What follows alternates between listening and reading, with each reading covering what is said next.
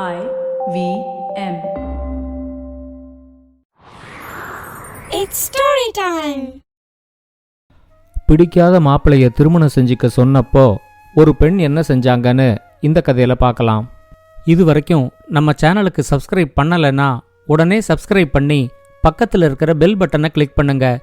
இந்த கதைகளை இப்போ நீங்க ஸ்டோரி டைம் தமிழ் யூடியூப் சேனல்லையும் ஐவிஎம் பாட்காஸ்ட் ஆப்லையும் மற்ற ஆடியோ தளங்களிலும் கேட்கலாம். ஸ்டோரி டைம் தமிழ் சேனலுக்காக உங்களுடன் ரவிசங்கர் பாலச்சந்திரன். கதையை கேட்கலாம் வாங்க. கோவில்பட்டிங்கிற ஊர்ல ஒரு இளம் பெண் இருந்தாங்க. அவங்க பேரு ரேவதி. ரேவதியோட அப்பா நாகராஜன் அந்த ஊர்லேயே ஒரு சின்ன கடை வச்சிருந்தாரு. அவரோட சின்ன வயசுல அவர் எப்படியாவது ஒரு அரசாங்க வேலை வாங்கணும் அப்படின்னு ரொம்ப முயற்சி செஞ்சாரு. ஆனா அது அவருக்கு கிடைக்கல. 40 வயசு வரைக்கும் கிடைச்ச வேலை எதையும் ஒழுங்கா செய்யாம அரசாங்க வேலைக்காக போராடி பார்த்துட்டு இனிமே அது கிடைக்காது அப்படின்னு தெரிஞ்ச அப்புறம்தான் இந்த கடையை அவர் ஆரம்பிச்சிருந்தாரு. இப்ப அவரோட குடும்பத்தை நடத்துற அளவுக்கு அவரோட கடையிலேருந்து வருமானம் வந்துகிட்டு இருந்துச்சு. நாகராஜனுக்கு 2 காதும் கேட்காது. அவருக்கு அரசாங்க வேலையை வாங்குற அளவுக்கு திறமை இல்லைன்னாலும் காது கேட்காததுனால தான் தனக்கு அரசாங்க வேலை கிடைக்கல அப்படின்னு அவரா நினைச்சுக்கிட்டாரு. இப்ப நாகராஜனுக்கும் நல்ல வயசாயிடுச்சு. தனக்கு அரசாங்க வேலை கிடைக்கலன்னாலும் தன்னோட மகளை திருமணம் செஞ்சுக்க போறவன் கண்டிப்பா அரசாங்கத்துல தான் வேலை பார்க்கணும் அப்படின்னு அவர் ஒரு எதிர்பார்ப்பு வச்சிருந்தாரு. அதனால ரேவதிய பெண் கேட்டு வர்ற எல்லாரையும் அவர் ஏதாவது ஒரு காரணத்தை சொல்லி திருமணத்தை தடை செஞ்சுக்கிட்டே இருந்தாரு.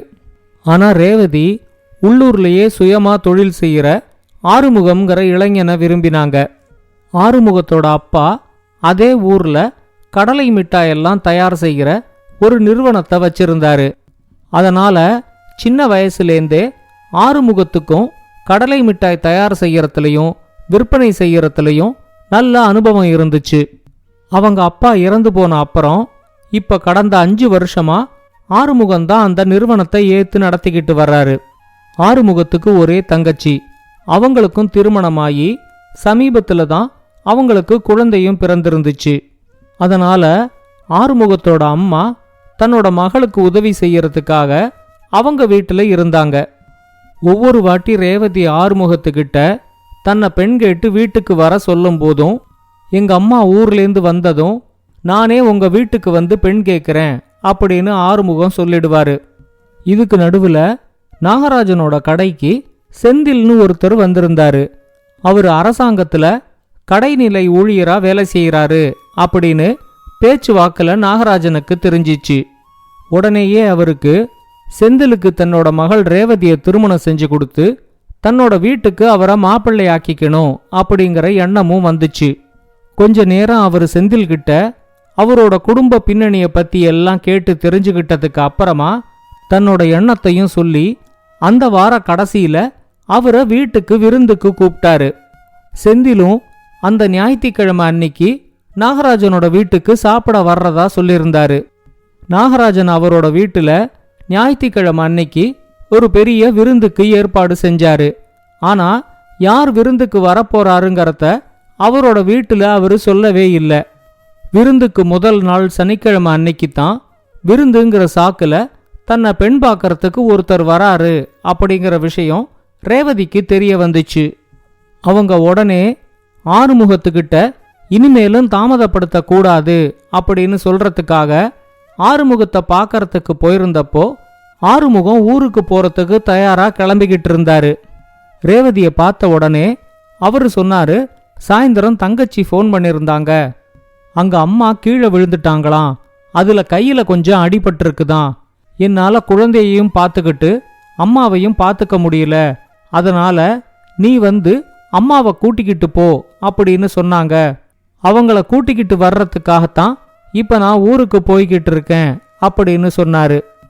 ரேவதி தன்னை பெண் பார்க்கற சாக்குல வீட்டுக்கு விருந்துக்கு ஞாயிற்றுக்கிழமை அன்னைக்கு ஒருத்தர் வராரு அப்படிங்கறத சொன்னதும் ஆறுமுகம் சொன்னாரு, இந்த தடவை நான் அம்மாவை கூட்டிக்கிட்டு வந்ததுக்கு அப்புறம் நேரம் உங்க வீட்டுக்கு வந்து உன்னை பெண் கேட்கறது தான் முதல் வேலை. நீ பயப்படாம இரு. இன்னும் 1 வாரத்துக்குள்ள எப்படியும் நான் உங்க வீட்டுக்கு பெண் கேட்டு வந்துடுவேன் அப்படின்னு சொன்னாரு. ரேவதியும் எனக்கு பயமெல்லாம் ஒன்றும் இல்லை, நான் நிலைமையை சமாளிச்சிடுவேன் அப்படின்னு சொல்லிட்டு தன்னோட வீட்டுக்கு வந்தாங்க.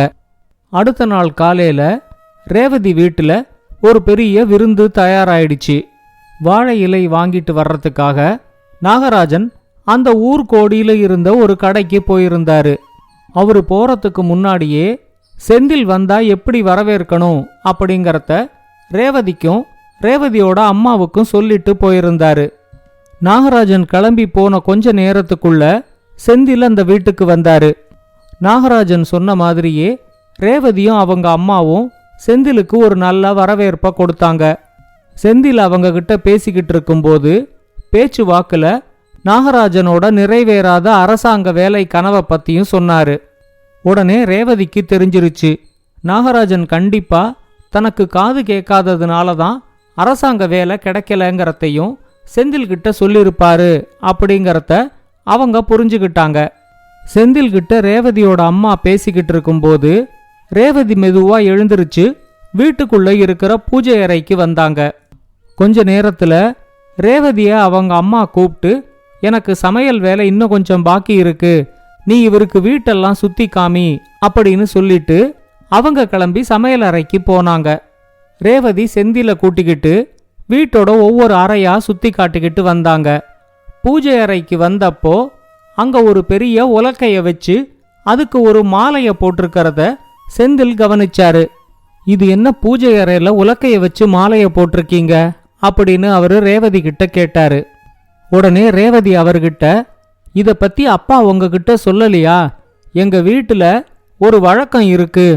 வீட்டுக்கு மாப்பிள்ளையா வரப்போறவரை விருந்துக்கு வர சொல்லி அவரு சாப்பிட்டு முடிச்சதும் இந்த உலக்கையால அவரோட தலையில ஓங்கி ஒரு அடி அடிப்போம். அந்த அடிய வாங்கினதுக்கு அப்புறமும் அவரு உயிரோட இருந்தா கல்யாணம் நடக்கும். எங்க வீட்டுல பரம்பரையா கல்யாணம் இப்படிதான் நடந்துகிட்டு இருக்கு. பாவம், இந்த உலக்கையால எங்க அப்பாவோட அரசாங்க வேலை கனவும் நிறைவேறாமலே போயிடுச்சு. எங்க அப்பாவுக்கும் முன்னாடி காது நல்லா தான் கேட்டுக்கிட்டு இருந்துச்சு. எங்க தாத்தா உலக்கையால எங்க அப்பாவோட தலையில அடிச்ச உடனேயே அவரோட காது கேட்கிற திறன் போயிடுச்சு.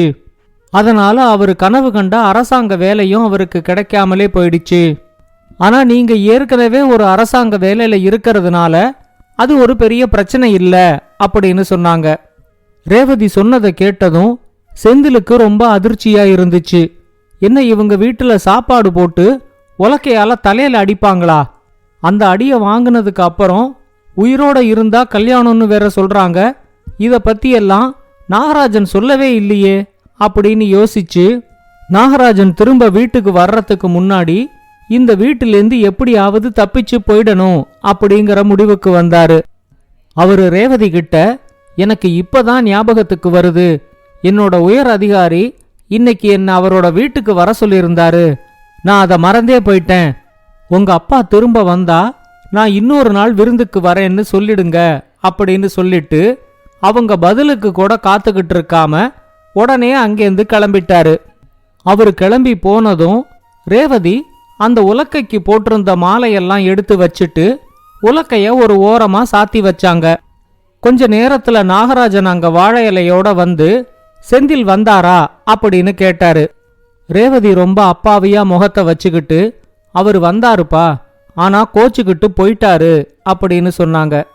என்ன நடந்துச்சுன்னு அவரு கேட்டப்போ சுவத்துல சாத்தி வச்சிருக்கிற அந்த உலக்கைய காட்டி ரேவதி சொன்னாங்க, இந்த உலக்க பாக்கறதுக்கு ரொம்ப அழகா இருக்கு, இதை எனக்கு தர முடியுமா அப்படின்னு அவரு கேட்டாரு.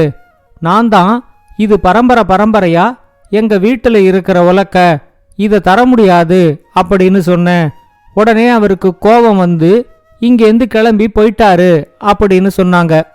உடனே நாகராஜன் அவங்க கிட்ட, என்னம்மா இது, வீட்டுக்கு மாப்பிள்ளையா வரப்போறவரு, அவரு ஒரு உலக்கைய கேட்டா கொடுக்க வேண்டியது தானே, இரு நான் போய் அவரை எப்படியாவது பேசி கூட்டிக்கிட்டு வரேன் அப்படின்னு சொல்லி கிளம்பினாரு.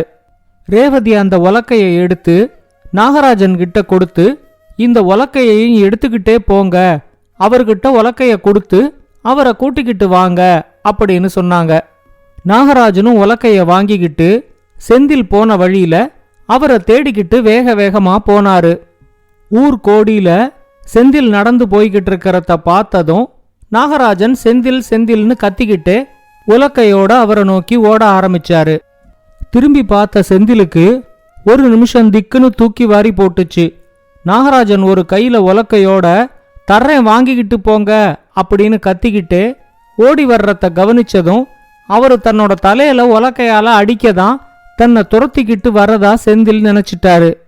அது தெரிஞ்சதும் நிக்காம அந்த இடத்துலேருந்து ரொம்ப வேகமா அவரு ஓடி போயிட்டாரு.